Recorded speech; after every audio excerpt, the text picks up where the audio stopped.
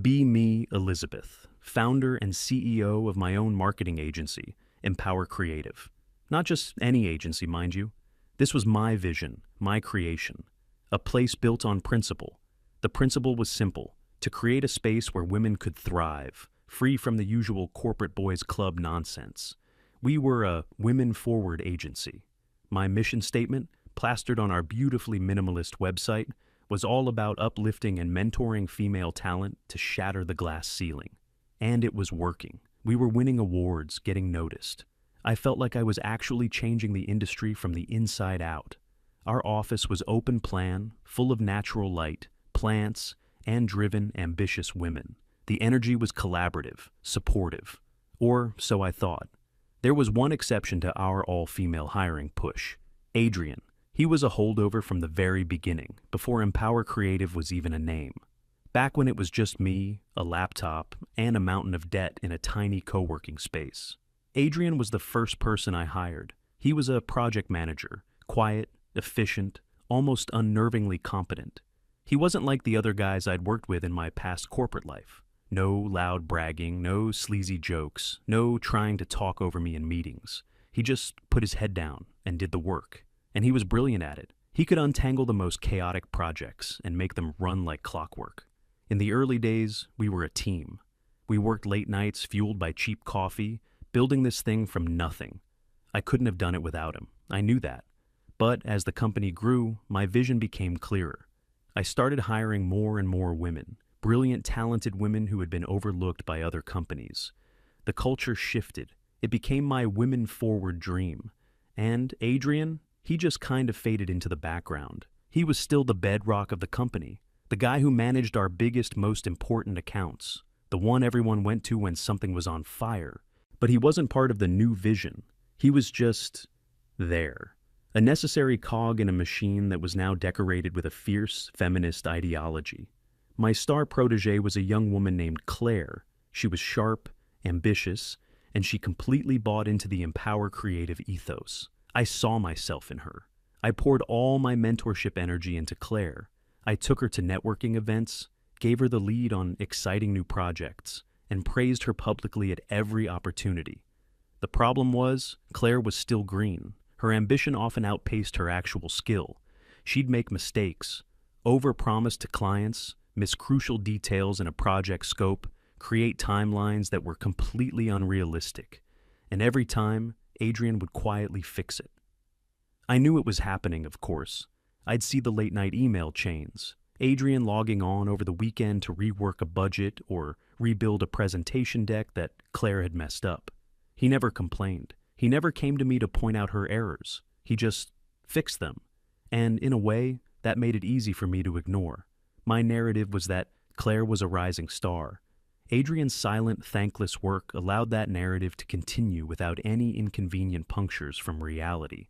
He was enabling my vision, just not in the way I ever acknowledged. The breaking point started to build a few months back. We had our biggest client, a massive tech firm that accounted for nearly 40% of our annual revenue. This account was Adrian's baby. He had landed them, nurtured the relationship, and managed every single one of their campaigns flawlessly for 3 years. The client loved him. They trusted him. Their lead contact would often bypass everyone else and just call Adrian directly. A new massive project came down the pipeline from them. A complete brand relaunch. It was huge. In our weekly leadership meeting, I made the grand announcement. "This is the perfect opportunity for Claire to step up and lead a flagship account," I declared to the team. I remember the look on Adrian's face. It wasn't angry, it was just blank. A quiet erasure of emotion. He just nodded slowly. "I'll support her in any way she needs." That's all he ever said. The next 6 weeks were a slow-motion disaster. Claire was in over her head, and she was too proud to admit it. The client's calls became more frequent, more agitated. Deadlines were being missed. The quality of the work was sloppy. I kept running interference, assuring the client that this was just part of the creative process and that Claire was doing a phenomenal job. Behind the scenes, Adrian was working 80-hour weeks. I'd come into the office in the morning and find him asleep at his desk for the 3rd time that week. He was redoing everything. The market analysis, the media plan, the creative concepts. He was basically doing two jobs, his own and the one I had given to Claire. The final presentation to the client's board was scheduled for a Friday. On Thursday evening, I walked past Claire's desk. She was staring at her screen, tears silently streaming down her face. The presentation deck was a mess. It was incoherent. The data was wrong. It looked like a student project. My stomach dropped. This wasn't just a missed deadline. This could sink the company. I didn't say anything to Claire. I just went to my office and closed the door, my mind racing. What was I going to do? Postpone the meeting? That would look terrible. Admit that my star pupil had failed? Unthinkable. It would undermine everything I was building. Around midnight, my phone buzzed. It was an email from Adrian. Subject, final presentation deck for tomorrow. I opened it. It was perfect, a work of art. The data was visualized beautifully. The strategy was sharp and insightful. The narrative was compelling. He had completely rebuilt it from scratch, probably in the last 5 or 6 hours. He had saved us. He had saved me. The next morning, we were all in the big boardroom. The client's executive team was dialed in on the video call. I stood up to kick things off. And then I made the decision that I'd come to regret more than anything else in my life. I looked at the team, at Claire's nervous face, at Adrian's tired, stoic expression, and I began to speak. I talked about our agency's mission, about empowering the next generation of female leaders. I told the client's board how this project was a testament to that mission.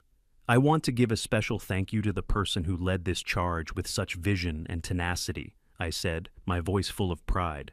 Claire, your leadership on this has been truly transformative. You have delivered one of the best strategic plans I have ever seen.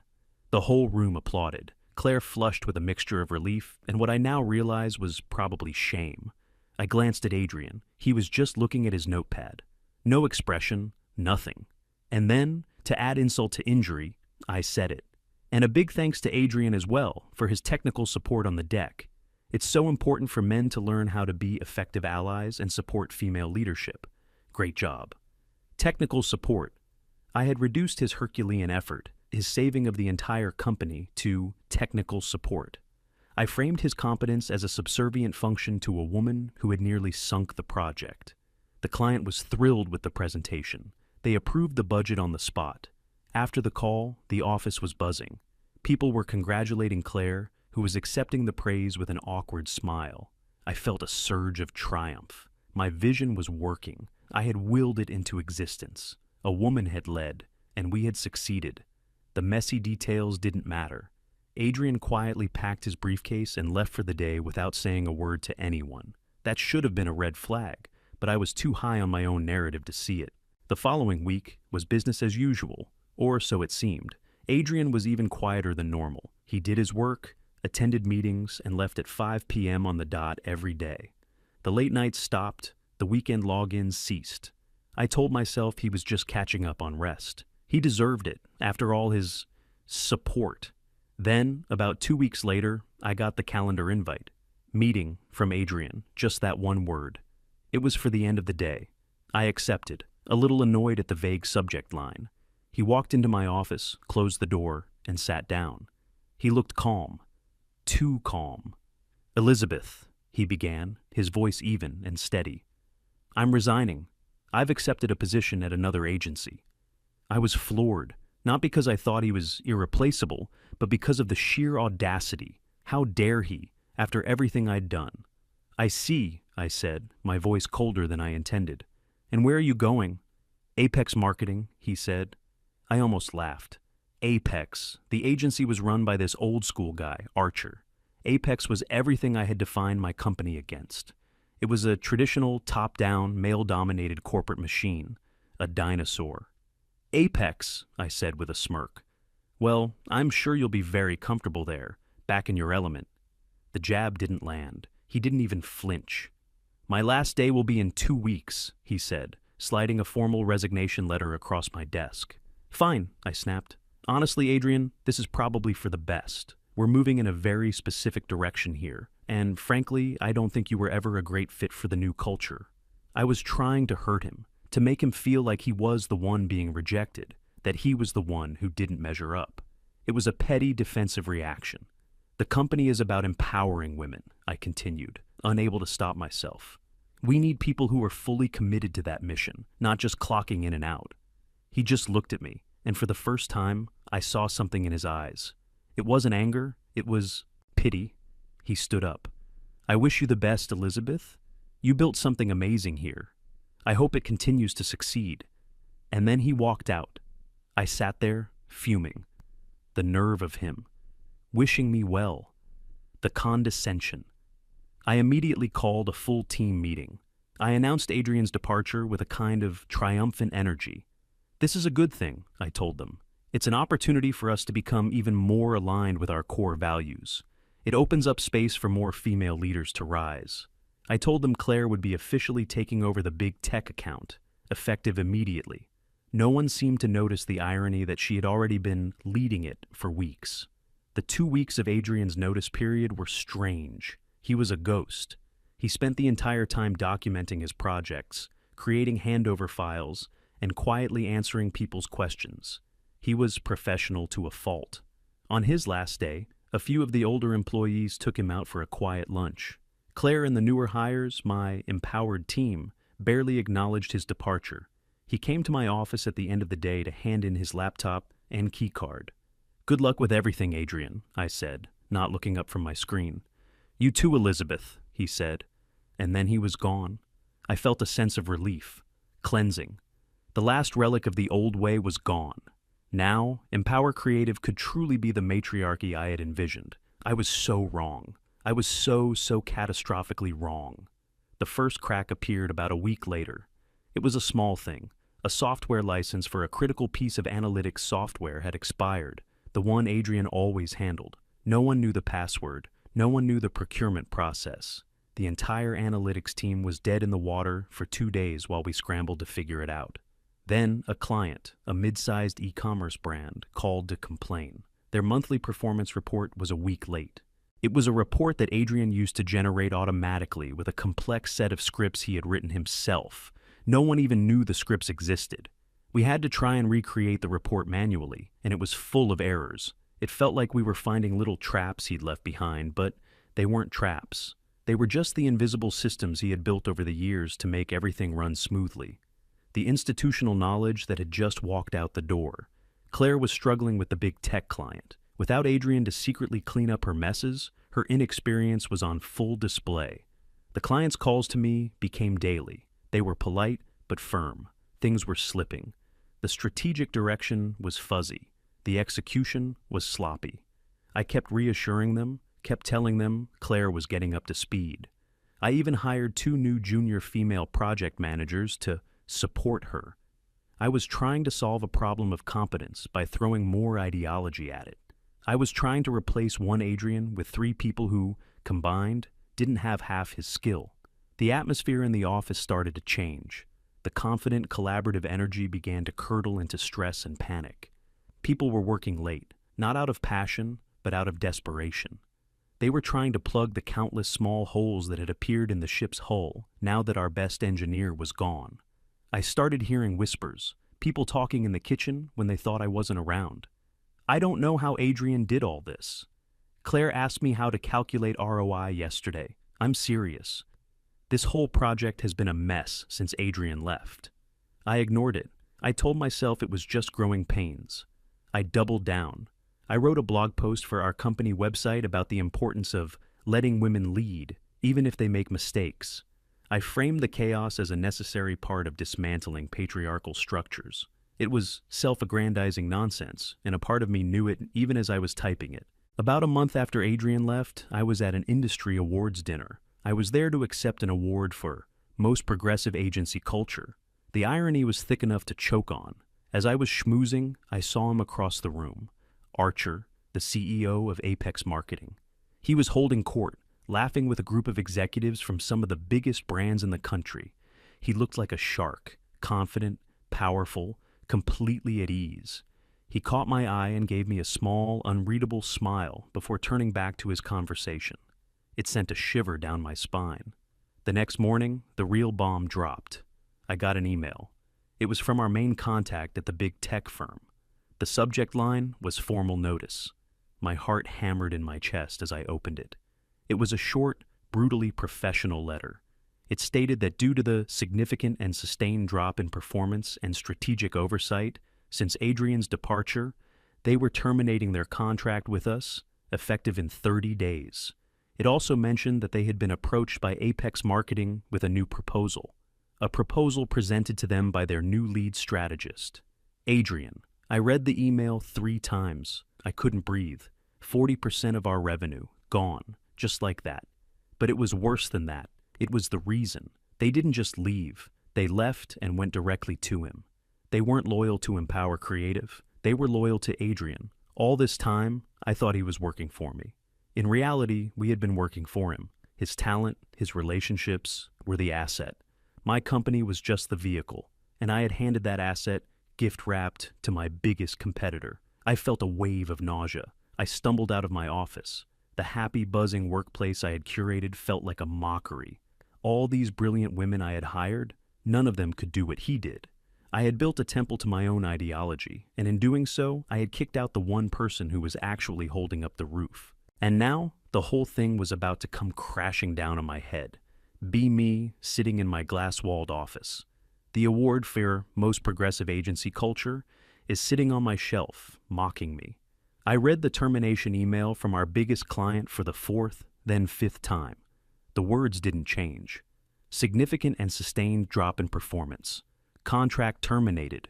New proposal from Apex Marketing. Presented by Adrian. The nausea I felt earlier turned into a cold, sharp panic that settled deep in my bones. This wasn't just a setback. This was an extinction-level event. My first instinct was to hide it, to pretend everything was fine while I desperately tried to fix it behind the scenes. But how do you hide a 40% hole in your revenue? How do you hide the loss of the client that gave you legitimacy? You can't. I had to tell the team. I called an emergency all-hands meeting in the main conference room. The mood was already tense. People could feel the stress radiating off me for the past month. They all filed in, looking at me with worried eyes. My empowered team. I stood at the head of the table, the termination email open on my laptop, a death sentence glowing on the screen. I have some difficult news, I started, my voice tight. Our biggest client has decided to terminate their contract. A collective gasp went through the room. People looked at each other in disbelief. Why? Someone asked. They felt that the quality of work had declined recently, I said, trying to keep my voice neutral. And they have decided to move their business to Apex Marketing.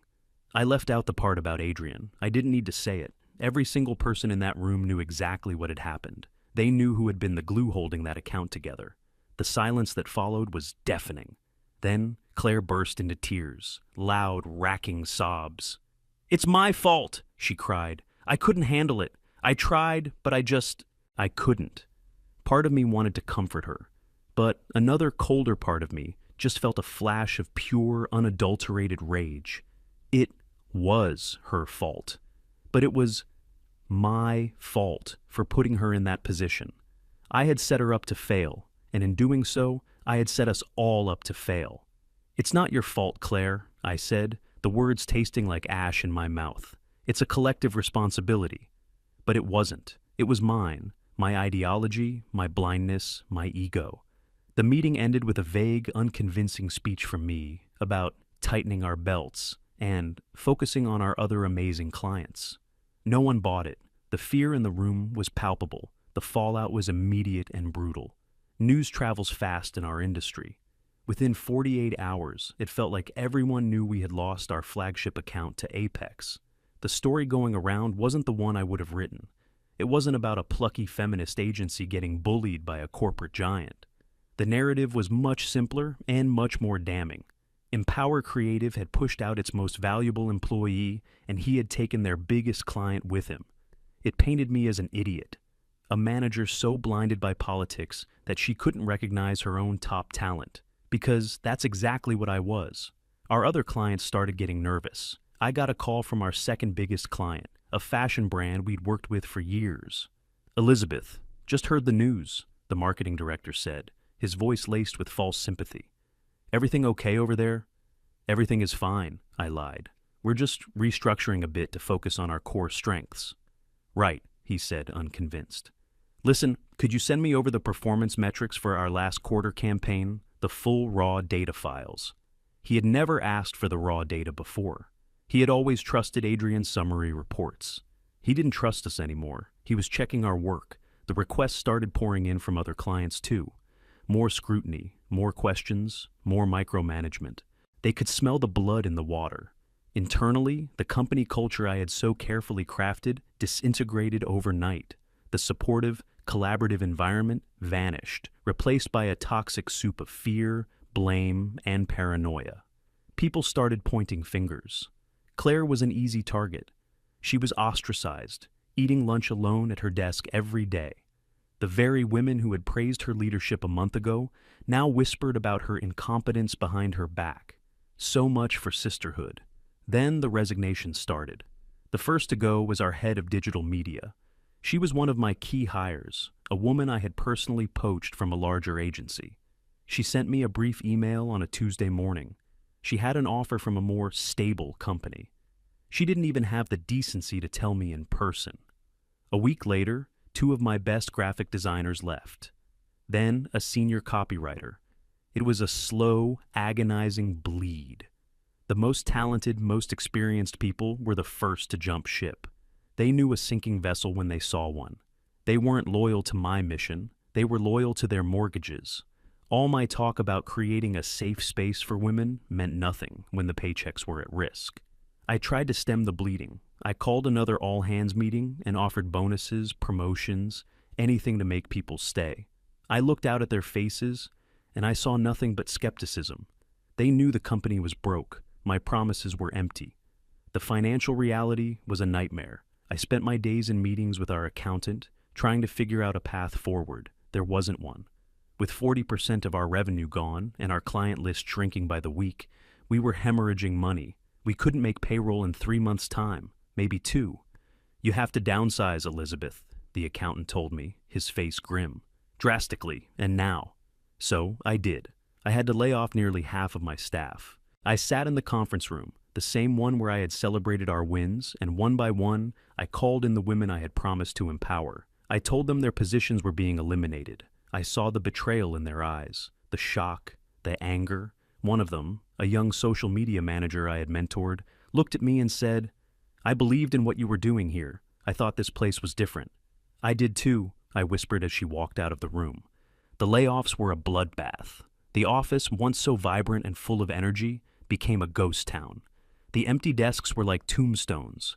Claire was one of the people I had to let go. It was a mercy, really. She was a shell of her former self, racked with guilt and anxiety. She cried when I told her, but it felt more like relief than sadness. "I'm sorry, Elizabeth," she said. "No," I replied, my voice hollow.